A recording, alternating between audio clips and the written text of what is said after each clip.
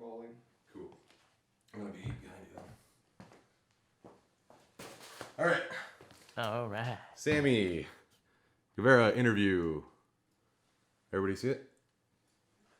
Yes. All right. So let's take one for Sammy interview. Yay. Yeah. We're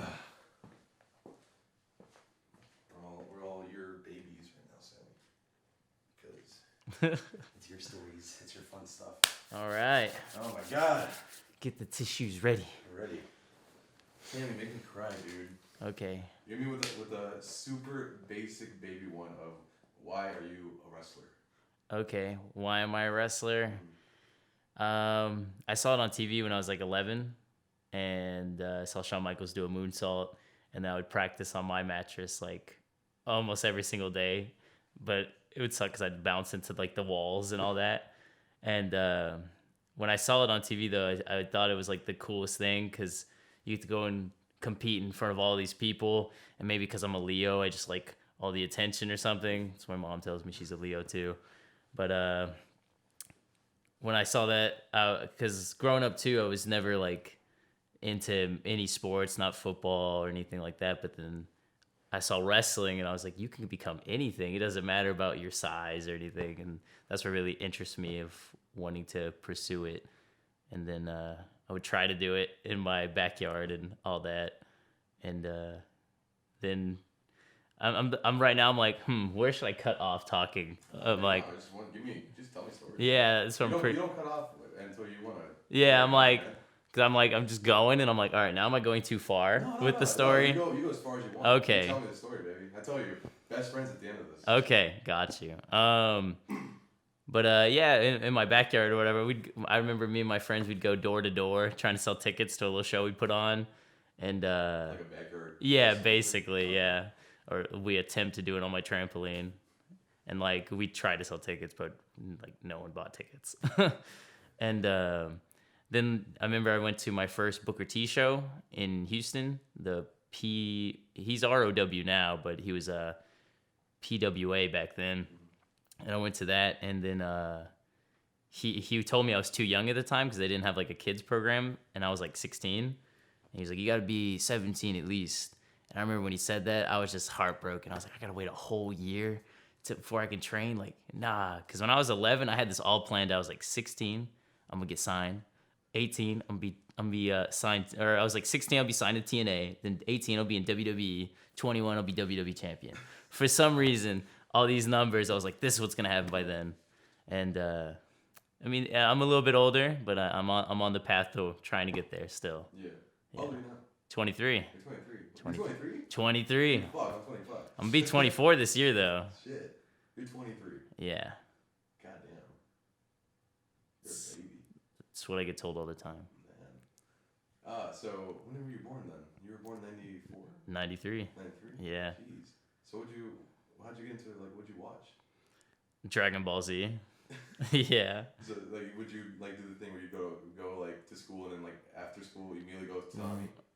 Yeah, Toonami. I'd immediately run home, and there was Jackie Chan Adventures on, that one, and then Courage the Cowardly Dog, Ed, Edd n Eddy. Like, whenever I do end up getting a bunch of tattoos, I have one tattoo right now, which is a 4-leaf clover.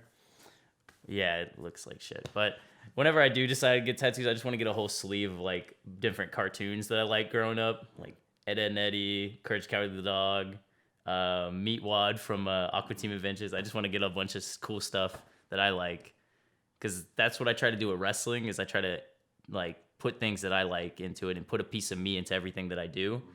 Like with the pandas on my gear, that's my favorite animal. And then my theme song, I Am Jesus from Get 'Em to the Greek, which is my favorite movie. And so I feel like if you just put a piece of yourself, then you're being more real, and people like that more. Yeah. Than you try to pretend you're into something that you're not. Like with the Dragon Ball Z stuff, like does that ever influence you? Like, because that's like really eccentric. Dude, I'm a Vegeta fanboy myself, but I would be at the gym just listening to like different speeches he would say. Like, I know as weird as that may sound, but it would like motivate me because he's like trying to beat Goku, or he's trying to get to the next level. And I would just watch different things, different fighting scenes right beforehand, and I'd be like, all right, yeah, like, and it'd motivate me to like kill it at the gym or to like, I'm about to have this big match. It's like, all right, yeah, I'm the ruler of all wrestlers. So, But he never, he doesn't like ever elevate above Goku. Though. well, yeah, but Goku's evil. That's a whole nother story. I mean, He's evil. Goku's only evil now because he's putting The whole universe is, yeah. That's whatever. He's childish. He doesn't know. I saw a video where it was saying Goku's the actual bad guy. I was like, oh, yeah, he Makes is. sense.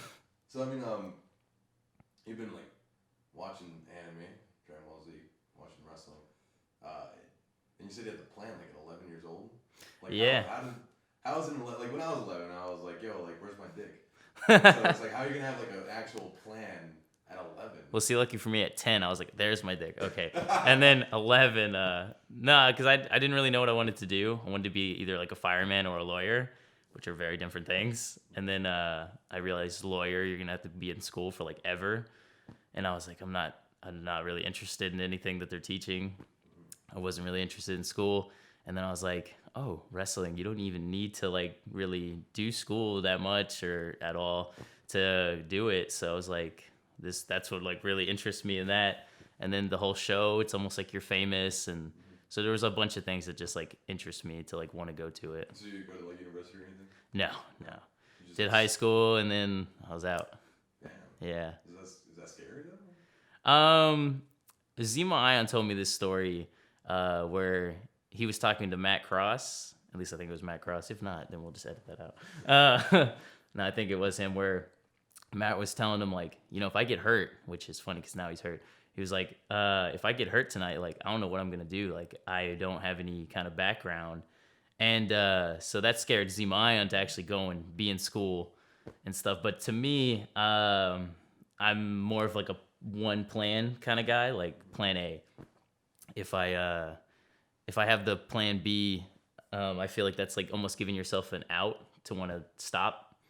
And so I feel like if I give myself no choice but to succeed, then that's literally all I have to do is like follow this plan or I'm screwed. We only got like a minute in. It's gonna be a lot of takes. Well, cool. A lot of takes. I hear you. That was on us. It's a part of That's on me. Well, no, I was like, well, as soon as you say we're gonna be talking with me, I was like, all right, we're just gonna have to do this a bunch. God. No, Me doing promos or talking. All right, So we'll you're see how this goes. Fuck it. So I mean, you're 23. Yeah. And do you live alone? No, right now I live with my friend who who actually got me into wrestling. Because I did see it on TV, but I wouldn't really watch it that much. And then he was like, dude, do you watch wrestling? I was like, no, that's fake or whatever. And he's like, no, you got to watch it. And then he told me when it was on Thursday, I think, or maybe it was Friday for SmackDown, Thursday or Friday. And I remember I watched Rey Mysterio, Batista versus Eminem in a cage match. And I was like, whoa, this is like so cool. And just fell in love with it there too. And then... You got into it like mid-2000s then? Like 2005, 2006. Damn, dude. Yeah, that's why I think it's crazy. Like, that's only like 10 years ago, 11 years ago. Like, I started watching it when I was in like 97. I went to my friend's house. I was like, what is this shit? Like, why is Valvina's dick out? Like, I'm going to watch it forever. See, that's why I think is like crazy too, because 10 years ago, I watched Rey Mysterio win the world title. And then just a couple months ago, I got to wrestle Rey Mysterio for the first time. And I was just like, wow, like, even though, it was not in WWE how my 11-year-old self envisioned it, it was still like, wow, I watched this dude on TV and now I'm in the ring with him. That's insane. It was like a dream match. How's that feel? It was like a feel of accomplishment almost. Like, I still have a long way of where I want to go, but, so many people told me growing up, like, no, you can't do this. Like, the odds of you making it is like very slim to none. I had like teachers, I had principals call me into meetings. They try to like reason with me, like try to convince me almost not to do it. Cause like in school, I didn't care. I was like, I'm gonna be a pro wrestler. Like, none of this stuff you're teaching me doesn't matter to me. I'm gonna be a pro wrestler. So I would just fall asleep in class and skip class, get ISS, just stay there like most of the time. Like, I just didn't care. I would tell everyone that would ask, I was like, I'm gonna be a professional wrestler. And I was super skinny then, had long hair, tight skinny jeans, and almost like a skater boy. And so I could see why it was hard to believe, like, you're going to be a wrestler? I was like, yeah, that's what I'm going to do. Did you like wrestle in high school or anything? No, I wanted to, but then I wanted to do a couple of sports because I felt like I could be good at sports, but you had to have good grades. Yeah. And since I was already like, I'm gonna be a wrestler, I don't need to care about this stuff. I was just already like out of it by having bad grades and getting ISS. It's like automatically you can't do sports. So I was like, whatever, I'll just do my own sports in my backyard and I don't need that shit. It's fucking crazy, dude. I mean, so like, is this like your job, or do you have a real job, or what? You know, it's funny. I did have a job the end of December. I worked at just a trampoline park. It was super easy. Just watch kids jump. But because I need so many days off on the weekends, like every weekend off, they were like, yeah, we're going to like let you go. Because they put me in almost like a manager style position where I have to like tell people what to do. And they told me like, well, you might need to be available on weekends. I was like, well, I can't be. Because like I choose wrestling over everything. I've been fired from so many different jobs because I've chosen wrestling over like that. Like even if like I'm gonna be screwed like with money, I'm like, no, like wrestling's my dream, and like I'm gonna sacrifice everything, every dime in my bank account to get to where I want to get to. And I could tell you a story about how I got fired from the job I had before the trampoline job. What was that? It was like an oil like job, and like I was making pretty good money there, and like that was like a real job. And I had my own apartment, I had my own car, and like I was living in a pretty good area making like decent money. And then the oil prices started to drop, and I remember my boss, or my former boss, he called me into the office and he was like, well, look, here's the thing, like we gotta let someone go here, and I'd love to keep you, but I don't know if you're fully committed to being here. And I was a little thrown off at first. Like, it's crazy because that was a year ago this month. Like, I'm getting a little like passionate right now because like No, I got you. it's just crazy because it was a year ago. But he told me, I feel like I don't know if you're 100% with your job. And I was like, what do you mean? Because I feel like I do my job pretty well. And he told me, you know, you need a lot of weekends off. And at that time, I was doing a lot of extra work for the WWE. And so I can understand why he was like, I can't keep this guy if he's going to like disappear on me. But he told me, you know, I'd love to keep you, but I don't think you're serious with your job. And then he went on to tell me like, this job, he's worked there for 20 years. He makes good money. He's putting his kids through college, and I can move up in the company. And he was telling me like, you know, everyone has to grow up eventually. That's what he told me. And he was telling me, you know, I tried it. He was like, you know, you can be happy with that. You tried to do the wrestling, but I think it's time you should grow up. And then he offered me, he said like in a couple months I was due for a raise or whatever. So he's like, you know, I'll give you like a pretty decent raise or whatever for you to grow up. And it's crazy because basically he was out asking me to like quit wrestling. I was just so blown off by that because I was just like what? Like I'm gonna get fired for like doing nothing basically, but just because I'm following my dream. But he told me, he's like, I don't want you to answer now. I want you to take till the end of the day, and I want you to let me know. Because if you choose wrestling, like we're gonna let you go. And he said you can have a happy life, you can have a good family of like, I don't know, he can have a house and all that. And I remember I was like, I took a deep breath, and I was just like, with all due respect, I appreciate the offer, but without wrestling, I'm not happy. And that was my last day. I signed some paperwork, and that was it. And that really fucked me up too. I had to move out of my apartment there. Had to move back in my mom's for a couple months, and then oh man, it sucked. It fucked me up on my credit too. Like, it took a while to get back on track, and to see where I've come since then, to wrestling Rey Mysterio and all the shit I've done, man. I have no regrets. Yeah. No regrets at all. So how'd you get to go back with your mom after that? How did she feel? How she was? like barely anyone knows that story that I just told you too.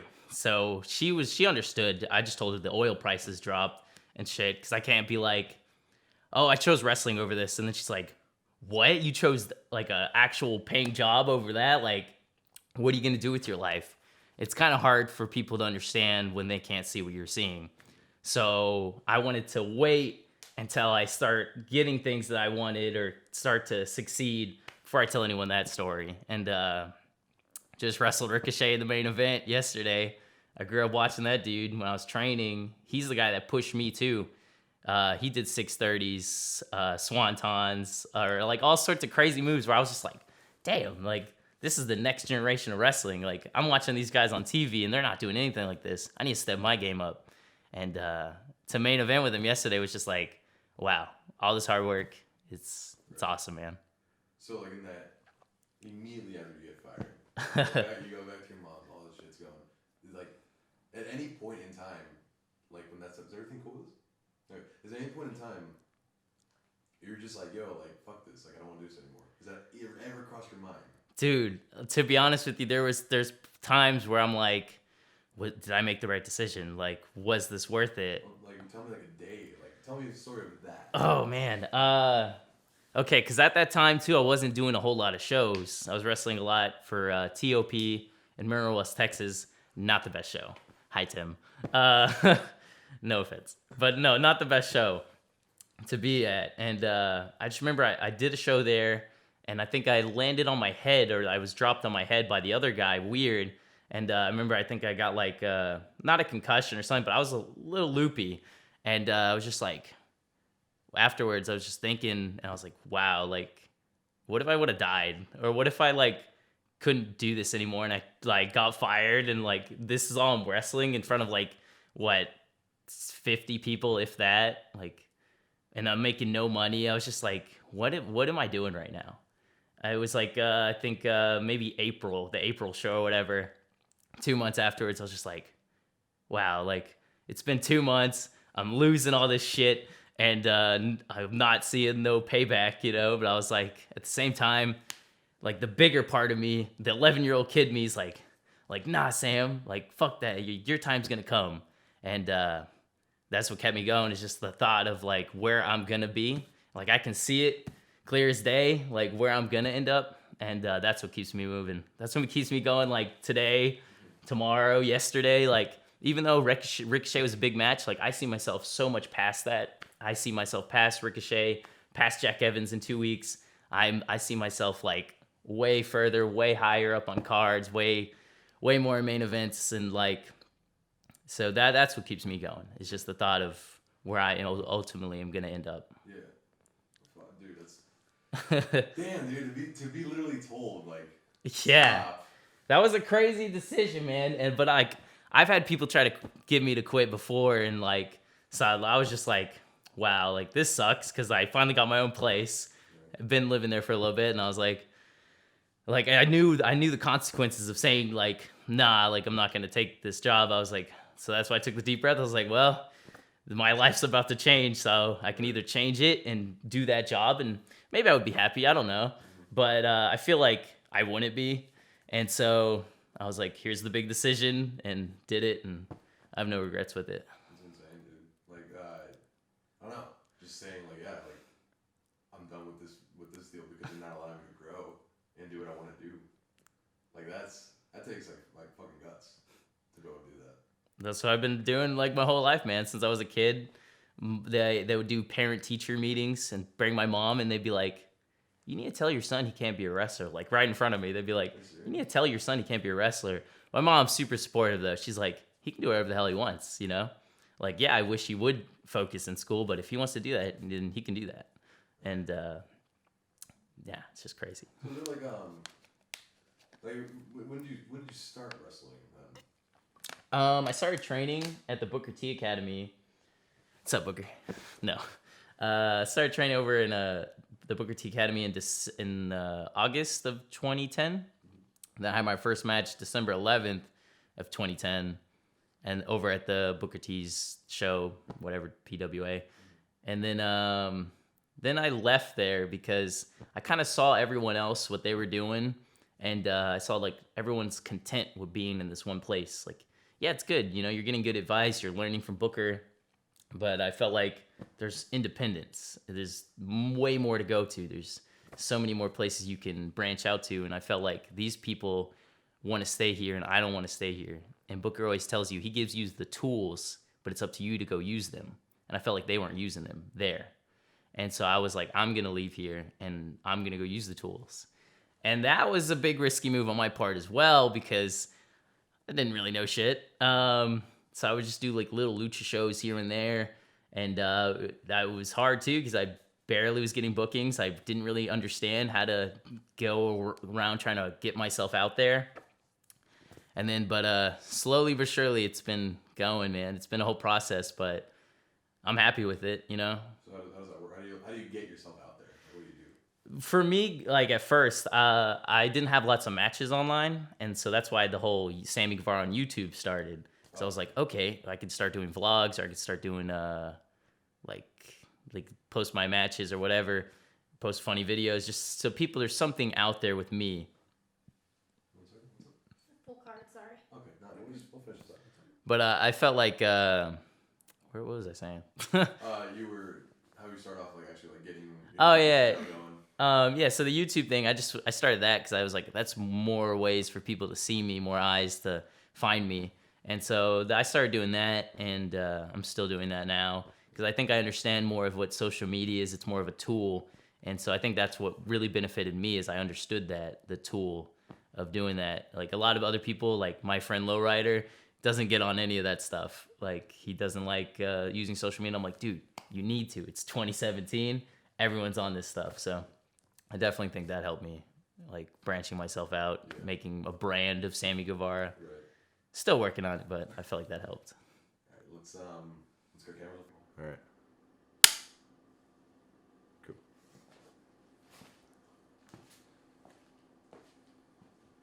A lot of little baby jobs that seem like nothing, but fuck, dude. When it's this shit. Ugh. All right. Why was your YouTube a bad idea? Man, I felt like I just did counterproductive stuff. Like I would do stuff that would be beneficial for me, and then I would just make a video that would just be like, why am I making this? Like I would just make like off-color jokes. Like, I don't know, jokes that are just funny to me and like my friends, but like publicly not funny, not really acceptable. And so I would just talk a lot of shit too. Like, I don't know if you're familiar with like me 2014, 2013, just there's a lot of bad rep with me. Like people just saying I have a bad attitude, but it's like, no, I just kind of joke around, and people felt like I was being for real, and it's like, no, I'm just joking. Like why is everyone so serious? Right. And so people would take the jokes I'm saying, and or that I'm in character talking shit, and just be like, oh, this kid's an asshole. So like you talk about your friends that you joke around with, like who are your friends? Like, Lowrider, Eric Ortiz, and those two are like my main guys right there. Like we used to ride with each other like everywhere. What about like before wrestling though? Before wrestling, well, my roommate now, Eddie Ortega. His social is him, and then my little brother Danny, and then his brother Eduardo. That was like us four. And then when we did the whole backyard thing, it was just like a group of us doing nonsense. And then everyone quit. And I was like, well, it's either I quit now or I try to find a school and get actually trained. So I was like, I'm getting older too. So how do they feel about that? Oh, they think it's super cool. You know, everyone's doing their own thing now. My one friend who's in Italy now, he reposted the little moonsault from yesterday, and he's like, just a kid chasing a dream, which is like in my bio of like many of my social media. I was like, that's cool. And he thinks me wrestling Chavo last week too, and on Friday, he's like, he just sees all the things I'm doing, and he's just proud of me. Yeah. So like, when you first started out, and you're going to these shows, you didn't get paid too much, right? So what was the incentive of going to these places? That like there's not a lot of people there, there's not a lot of pay to it, but you're driving however much to get to this place, to work in front of these people, to get hurt.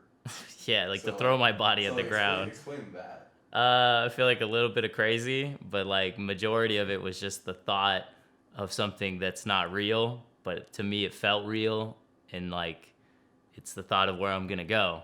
And I was like, okay, I'll deal with putting up with all this nonsense, putting up a ring, driving hours and hours on the road, making no money. I was like, this is all a process. Like, even when I got evicted, or not evicted, when I broke my lease, which fucked up my renter's history thing too. But I was like, this is just a process in the Sammy Guevara story. So I was like, that's like I was pissed that this was all happening, but at the same time, I was like, this is just gonna be a cool story to tell one day. So tell me the story about the lease thing. What happened there? Whenever I lost a job, I had to break the lease because I couldn't afford to live there anymore, and then I got screwed on that too because like I've never like had a place before, and so I'm an idiot, and they were like, oh, okay, so you got to break it. I was like, yeah. They're like, can you pay your last month? I was like, yeah, and I thought that's all I had to do. Yeah. Then there's a fee to break the lease, and I was like, oh, I can't pay that. Like I just paid you the last month's rent. Like I thought we were good, so I got screwed on that. Eventually fixed it, but for a little bit, like Yeah. screwed that up. So And then, like, you live with a roommate right now. yeah, I mean, like, cause we're kind of same age. yeah, And like we're both kind of, cause like me moving down here is the first time I'm actually like doing shit by myself, and like my mom's in Dallas, and I'm like, yo, mom, like, stuff. Mhm.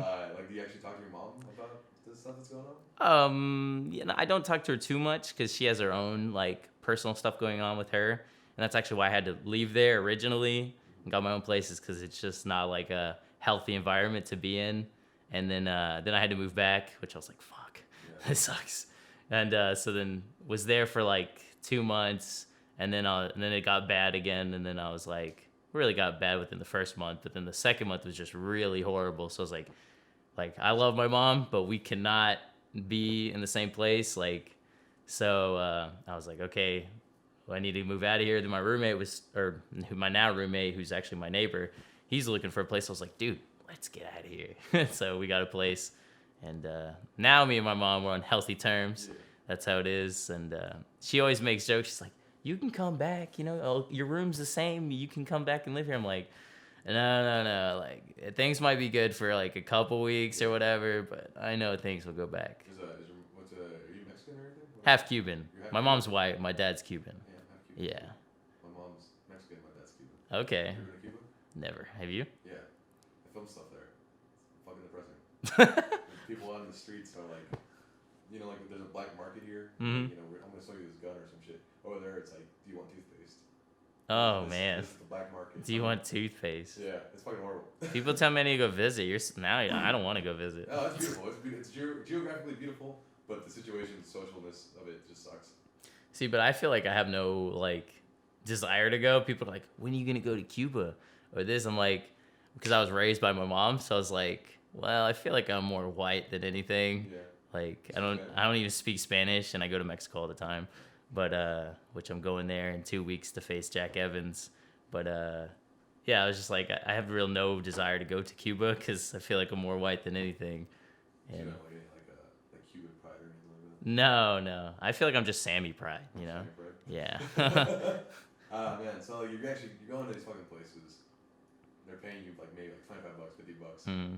You're getting hurt, and you're done with that. Like that night, like what's a thought process aside from like this is gonna be the future story? Like that night, you're done wrestling in front of 15 people. And Yeah. You're done doing all that stuff. Like what goes through your mind after that's done for that day? Well, when I was in Mineral Wells, it was like, man, I got like a 5-hour drive to do back home. And so that was the first thought. I was like, man, I feel like shit, and I got to drive 5 hours. And one time I did drive, and I had to stop, and I put all these Sammy shirts around my car because I stopped at like a gas station. I just slept in the gas station. But some dude knocked on my door or the window, and I thought it was like a cop telling me to get out of there. So I was like, oh no. I ripped down the Sammy shirts. I opened the window all the way, and then I was like, huh? And I realized, oh, it's just a dude asking me for money. And I was like, come on, man. Why you, like, the balls on this guy? Like, I'm going to just wake this dude up. Hey, I need some money. I was like, here's something, man. Like, Oh, you gave him something? yeah, I was like, he must really need it if he's going to wake me up or wake someone up. So I gave him like $5. So I was like, hopefully that'll help you. And I believe in like energy and positivity and all that shit, like law of attraction. You do good things and good things happen to you. And if you do it for the good, like a good reason, like you're not doing it to get something in return. I just think if you give off good vibes, good energy, it's going to come back to you. So work same thing for negative energy, which is why I try to control when I do think like, why the fuck am I doing this? You know? And like, I try to control that because I'm like, nah, that's negative energy. Like just think positive. Like, hey, I'm still wrestling. I'm still doing what I want to do. You know, I'm not where I want to be, but I'm working towards it. And so there's just different ways you can look at it. Like, and a lot of people like look at it like the shitty stuff, like, oh, you're driving 5 hours. Oh, you're making no money. You're getting hurt. And it's like, yeah, well, I mean, hey, I'm still working on my dream. I'm doing what I wanted to do when I was 11, and I got to wrestle. And so it's just like, it's however you look at it. Where have you been to wrestle? Like, where have you been? All over, man. Like, I've been to Monterey, Mexico City, wrestled in Pittsburgh. I was in Florida. Orlando and Tampa. What's it like being in Mexico without speaking Spanish? Yeah, looking. It's annoying. It's annoying. But that's my own ignorance for not learning. Yeah. Like my grandpa speaks nothing but Spanish, and he's offered me for years. He's like, "I'll pay you to learn." I'm like, I'm just lazy. But no, I mean it's cool overall. I just stay with the promoter, just stay with my friends, and then I'm good. I don't go out by myself. I think it'd be kind of scary to go out there by yourself, dude. I mean, I have actually, because like sometimes they'll just leave me at the hotel. Oh, yeah. Like with the last time I was in Mexico City, they just left me at the hotel, and I was like, well, now I'm bored, and I need to get food because they're not coming back. So there was like a KFC across the street. Went there, and I was trying to ask for something, and I had to like, it was like a whole big ordeal. I was like, I want the number that. Like, I don't know what number it is, but I want that. And they're like having to point to it this. I'm like, yes. And then they don't accept American dollars, so I had to use my card. And I was like, oh, I hope this works right now over here. If not, I'm just going to die. But it worked. Sammy ate that day. You ate? Yeah. You ate? You didn't get killed? No shankings? No. I wrestled in Germany, too, one time. Yeah, that was like, that? It was good. What's like, from getting here to Germany, like, what's that like? It's like a 10-hour flight. Like, what do you do? Like, how do you just, like, go to the airport and just hang out for a little bit, or what? What do you mean? So like, you're like take me through like the process of getting from where you're at to actually like being able to wrestle in Germany. Well, see, because this happened in like 2013 or whatever, and I met this dude who he's a weird guy, but like he helps out certain people, and like he was giving me free shit, and you know you got to be weary about some people. You're like, all right, why is he helping me out? But so I always kept an open eye, but you know, then he offered me, he's like, hey, you know, in November I'm going to Germany to Alex Wright's promotion, NEW. Would you like to go? And I was like, you're gonna take me to Germany to go wrestle? I mean, yeah, of course.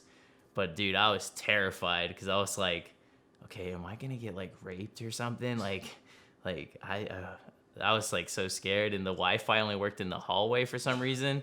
So I literally all day would just be in the hallway, not in the hotel where he's at, because it's separate beds, but still, I was like, man, I don't know. So for like hours, I'd just be in the hallway, because we went there and got there like Thursday night. So then we chilled Friday, and then wrestled Saturday, went back Sunday night. And then so like Friday and like Saturday before we left, I was just in the hallway.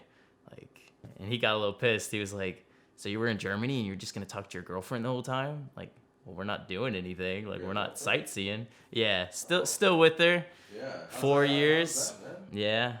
How does she handle you not being around on weekends? Oh man, it's getting tougher and tougher now. I'm getting more busy. She's very supportive of the wrestling. She doesn't like when I get hurt, like when I get these things, all this marks up and stuff. She doesn't like that. But she's very supportive. I told her I've wanted to do this since I was like 11. She thinks that's like super cool, and she's like very supportive. She's happy for me that like it's starting to go more and more, because she was there when like 15 people, 10 people, and so to see where it was and now where it's going, and then in the future where it's gonna be, it's just gonna be cool. Is that not something like kind of worries you though? Because like a lot of times it's like you do this type of work that you're out all the time, and like over time something like builds up animosity or something like that. Is that not like a thought that goes through your head sometimes? You know, because it's getting harder, because she goes to school, and then I wrestle on the weekends. So the only time she can really see me is on the weekends. And so it's getting tougher, but at the same time, it's like this is wrestling's first for me at always. And so like, you know, I love her and all that, but you know, I'm always gonna choose wrestling first over everything. Like Agreed. I'll sacrifice anything for it.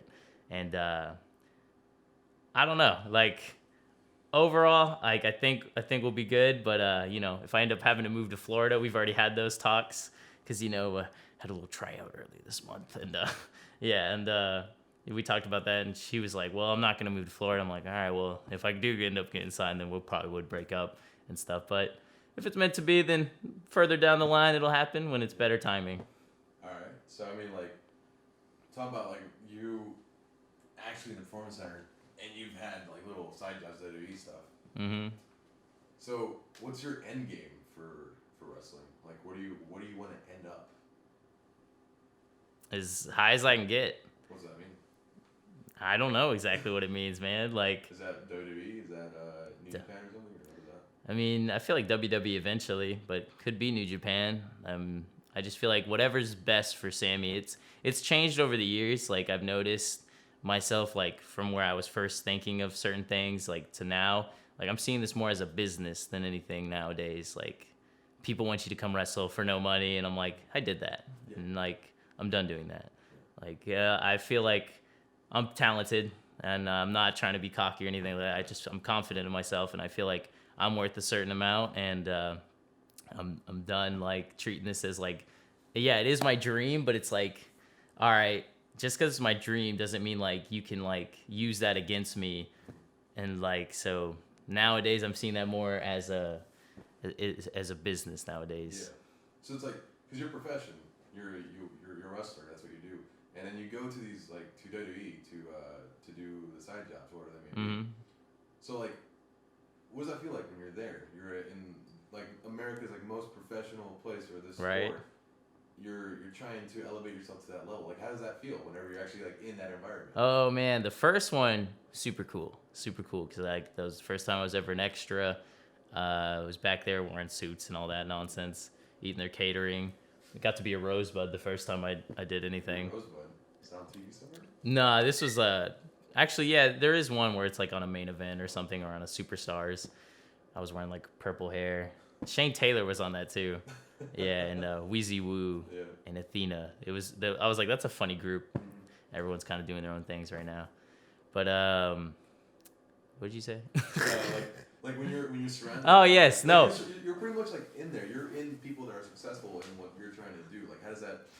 Yeah, no, the first one was cool, but now like I've done many extra work, and now it's both cool because lots of people love to be in that position. That's why I have to remind myself. But at the same time, it's like I'm there, but I'm not there, so it's frustrating. It's like, okay, yeah, we can have fun and we can joke around with these people that have made it and that have the contracts and that are actually here. But I understand that tomorrow I gotta go work at this BS place I don't want to work at, or tomorrow like I'm not gonna be here and you're gonna be in some other city. So it's both frustrating and very cool at the same time. Right. Because it's like I kind of feel it because you know you're there Mm-hmm. closer to one than other people. Yes. You're in that environment, surrounded by what they do, but then like you kind of want to grab it and stay there. Yes. Because it's what you want to do. It's I don't know. It's important. It's important to like understand that you're there and that you have that opportunity, that chance. It's like it lets people see that you're there and that you are willing to work what they're giving you, and it's just a good environment to be around. I think. Reminds me of like these cameras. It's like we're all here right now, and we're all here. You watching? We're here, but yet we're not here. I can't actually touch you. You know? That's how I feel like. I feel like they're just dangling in front of me. But it's still cool because, hey, you know, if anything, I'm still an extra. I got to do some dark matches for them. You know, you got it. It's back to the energy thing, you know? What's the difference between a dark match and an indie match? For like dark match in WWE. Well, I did one in like September, maybe it was August of 2016. And that one was like quick deal, and it seemed like it was more structured. But then I did one in 2015 at the same time with the Laredo Kid against the Matadors. And that one, it felt like no different because we did pretty much whatever. The Matadors, super cool guys. They were down to do anything. I felt like Laredo Kid helped me out with that because they're lucha guys. And then once they saw that, like, oh, I was cool with Laredo and I do some lucha stuff, so I think they were like, okay, yeah, what do you do, kid? Like, we're down to do whatever. Any difference like in energy or like in like, because you're in there, you go into an arena as opposed to going into a gym. Like, is that? I mean, it just feels more professional, but to me, it's all wrestling. So, like, some are bigger opportunities, some are little, but it's all wrestling. So, to me, it's kind of all the same, really. Oh, all right. Cool. Oh man, the hell did we leave off of? I don't know. Drugs. Drugs. No. You're right. What happened to your long hair? Why is it all done anymore? I was like, oh man, they're gonna drug test me. I was like, no. I just cut it. It was too long. I was like, I think the ladies will like it cut. So. Do you try and do stuff to differentiate yourself from other people? What do you mean? So like, a lot of people like Ricky. He just changed his hair up, probably to look different, so other people recognize him. Do you ever? Do that? Not really, because then I feel like you're trying too hard, and then if you're trying too hard, then it's like kind of being fake. Yeah. So I just kind of just do me, and for the most part, I feel like it's different. You tell me I'm like a pretty chill person for the most part, so over everyone else. So I was like, yeah, just being me. I feel like that works. We just went over that. Yeah, that's where we left off. Everything good? Everybody good? I'm gonna do second Stickshell Fest. I'm gonna do third sticks now. Jeez. Every time I hit the stick, there's one again. About to go through the curtain. Okay, well, Saturday I had a show in Dallas, so then I stayed there in Dallas. So I woke up in Dallas and I was like, well, here we go. First thought, wake up, is here we go. But then I realized I woke up too early, went to sleep. Legit had 2 different dreams about the show, like about the match leading up to it. Like I was like, is this a fucking nightmare? Like, am I just gonna keep reliving this and it's never gonna end? Because that's what I just wanted to get through it. I was like, this is go time. I'm ready to do this match, and it's main event, so it's gonna take forever. And then I'm having these dreams, so I was like, oh, I'm just in hell. I'm in purgatory. Like I must have died last night or something. But no. Then a couple hours drive to the show. What did you do during the drive? I just talked to myself. No, I just called a couple people. You know, I called my girlfriend. She wished me luck. Called my boy Lance, Randy Blakely. He was just giving me some last minute, pep talk. He's like, hey, there's no one better. He always tells me this shit, but he's like, in Texas, I feel like you're one of the best, so there's no one else that could do this but you. And so that motivated me more. And one thing that did really put my mind more at ease is at the tryout, Regal, after it was all over, William Regal, he tells everyone, he's like, you just made it through 4 days of this. And if you can make it through this, you can make it through anything in life. Like literally anything. So never doubt yourself again. And so I remember that on the drive, and I was like, okay, yeah, whatever's going to happen is going to happen. I'm going to do my best. And I was just ready to get it over with, man, and just do it. Like you talked to me beforehand, and dude, it was a long night, right? Yeah. Yeah. But I was happy with it overall. Like, How do you feel like when you're in the venue and you're with all these dudes and you're doing their matches and stuff? How do you feel? What does that do for you? well, because, yeah, I showed up there and Ricochet wasn't even there. So I was like, oh, okay. I guess I'll just chill out. So then I was just talking to people. People were telling me how excited they were. People told me that they bought the ticket to see my match. And so it was like, if there wasn't pressure on me already, all these people kept coming, line after person after person in the line, just kept telling me how much they're like looking forward to this match. How does that make you feel when somebody comes up like, I paid money to see you? Like, how does that make you feel? I literally just make the joke with them, but it's like serious. I'm like, oh, no pressure, right? Because it's like, well, thanks. Like, now I hope I do good. But if one person tells me, it's like, okay, I can let one person down.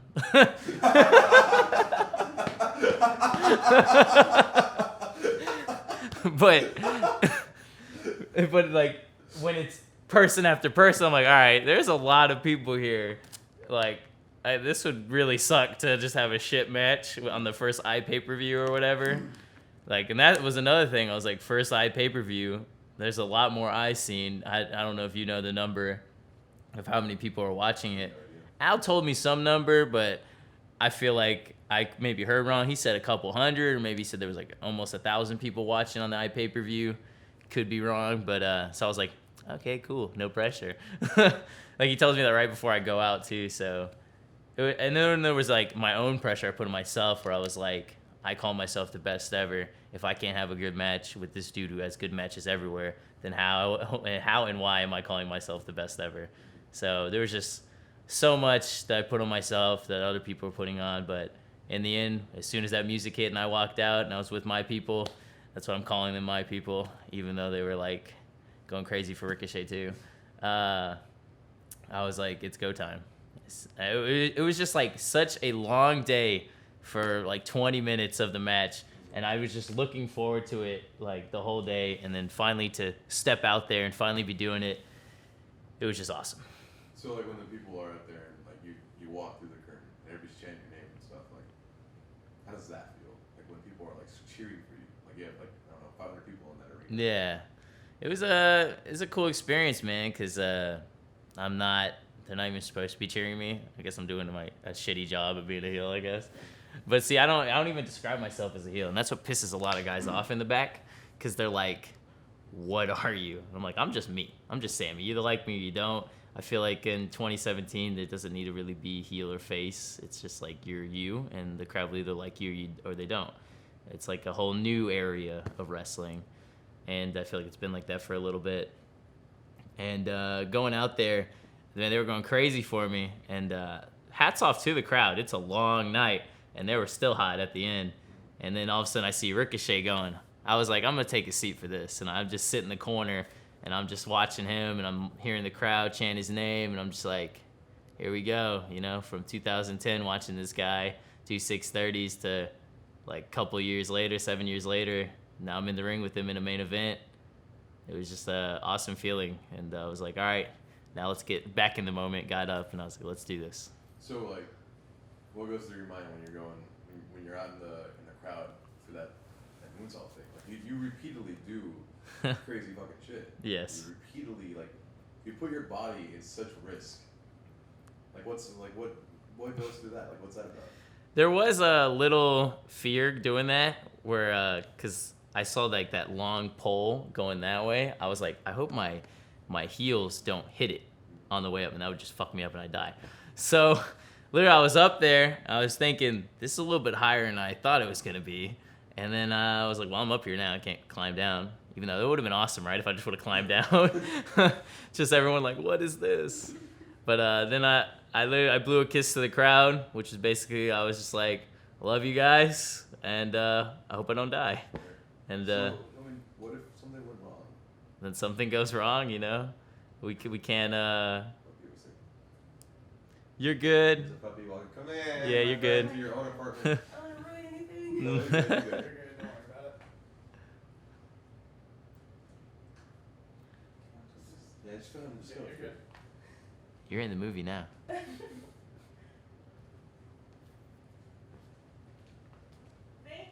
Yeah, no, hey, thank you. You're allowing us to be here.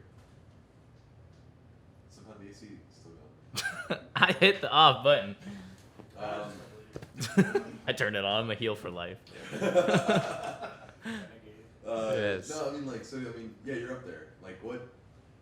You're up there and you're looking down. Mm-hmm. Like, what in your mind is it like, I have to do this to stand out or to impress? Like, why do you do that? I definitely don't do it to impress anyone else but myself. Like, I don't go out there and think like, I'm gonna do this to make the crowd pop, or I'm gonna do this so then people will retweet it or something. Like, I think that's stupid. If you're doing it for that reason, like, you're basically asking for death, because there's always gonna be someone topping something you did, and I just did it because I thought it'd be cool. Like, and it's not something I really thought too much about when I was up there. Thought my heels might hit it. Luckily they didn't. Blew the kiss. It was like, hopefully I don't die. And if something happened, then there's nothing I can do. Like what you just said, what if something happens? Then something happens. I'm screwed. And that's basically what people have been saying, like, forever. They're like, what if wrestling doesn't work out? Then it doesn't work out. Like, you pretty much gave me no option. Right. Like, it just doesn't work out, and then. But I'm hoping for the worst. I mean, for the best, not the worst. I'm hoping for the best. Okay, but like realistically, you break your leg tomorrow. What happens? What do you do? It's crazy. I have no idea. I was thinking too, on Saturday, I wrestled my boy Fuego, and he kicked me in the mouth, and I thought he knocked a tooth out. And I was literally like, what would I do right now if he just knocked a tooth out? I have a show tomorrow. Like, I don't even know what I would do. It's like in the moment. I'd figure it out, I guess. I guess that's what life is. You just like live and learn. So if what you said happened to happen, then we would approach that when the time comes. You said you spoke to Regal. Have you had like mentors or something like that throughout your as a wrestler? Well, Randy Blakely, Lance Romance, definitely he's been a dude that I can vent to, you know, because there's a lot of guys where they just go on social media and they vent, and that's like the wrong thing to do. So he's been a dude that I could just talk to him about everything. So definitely appreciate him being there. You know, just my mother, very supportive, like starting up and stuff. She was like letting me use her car because I didn't even have a car at the time. She would let me use her car, driving all over, and she was like, you know, is it worth it? Like, you're not making no money, but like she saw how happy it was making me just to drive a couple hours to make no money, and because she just saw like, okay, like he's trying. So my mother, Randy, those are two right there. Right. Yeah. How's that affected you that you have like the support? It definitely helps, especially when I need someone to talk to, like about anything. Like, because overall, I feel like no one. I don't know. I feel like for the longest time, no one was backing Sammy Guevara, and I think that's why Randy like came and like started like mentoring me or whatever. Because I feel like I was my own person, and I was doing the YouTube videos, counterproductive stuff, just doing my own thing, trying to see what works, what doesn't. No one really showing me what I should do and shouldn't do. I'm just kind of learning and doing it as I go. And then he kind of came along, and he was like, kind of like opened my eyes a little bit, and he's like, you know, those videos you're making, you're pissing people off and stuff. And it's like, yeah, I'm being real, but being real nowadays doesn't help you, I guess. Like, you got to be all PG or you got to be all political. And so he kind of opened my eyes on that. Right. Yeah. So I mean, look at it. Like, are you happy? Like today, are you happy? I feel like I get happy. Like, there's moments of happiness. And like last night, happy moment. Like after it was over with, happy moment. Got the main event with Ricochet. Guy I wrestled forever, but now I'm always looking for what's next. So I have moments of happiness, and then I have other moments of chasing happiness. So right now, though, with you guys here, I can say I'm happy. Oh, I like that. Yes, I'm pandering to you Are guys. you feel like you're pretty like you're doing good? Like, what's like the future holding for you? Just good things. I feel like the future overall is bright. You know, that's what I see, at least. Not just this bright ass light right here. I see past the light, and I see where I'm trying to go to, and I think good things are gonna happen for me. I don't think it's nothing with wrestling. I think it's outside of wrestling. Like when we get to the shows, we go out there, we get to put all of our problems away. That's like almost like escape for not just the crowd, but for I feel like wrestlers too. Is like we get to get away from that. I think it's just life in general and trying to figure out like what is gonna happen for the future. Just if I'm trying to think what is the best answer because it's so much, but the future. Thinking too much about the future is the hardest part for me. I lose my mind a little bit thinking about when is like the next thing gonna happen. What is next? I'm always chasing the what's next, but then I remind myself, but we're here. It's a Monday, you know. We can't chase 3 months from now. We gotta chase right now. So just trying to control my thoughts is hard at times. You ever deal with any mental stuff, like any like anxiety or anything like that? Like it's something like nobody ever talks about. It's just like people that like they go through like bipolar. Oh yeah, no, I'm not bipolar or anything like that. I feel like everyone has like their days where things just suck. Yeah. I feel like that's just being a person. But yeah, some days are good, some days are bad. Most days are good for me. I try to look for the good things in everything, even when things are going shitty. I'm like, things could be worse. So like, you use wrestling as like escapism sometimes. Like, yeah, definitely. Like, even if things are going super bad for me, like, and I say super bad, but it's like first world problems or whatever. Like, I'm still doing better than other people. But definitely, because then I can look forward to something, and it's like working towards something. It's like, all right, things are shitty right now, but in 2 weeks I'm gonna be in Monterey or something like that, you know, or next weekend or this weekend I'm gonna be in LA wrestling. It's like little things to like work towards and get to. So overall, doing good. Overall, I think it's good, and 2017, 2018, I think good things are in store for me. I think that's it. Unless anybody else has anything else. Thank you for that. That was a good one. That I was a very good one. was like, shit.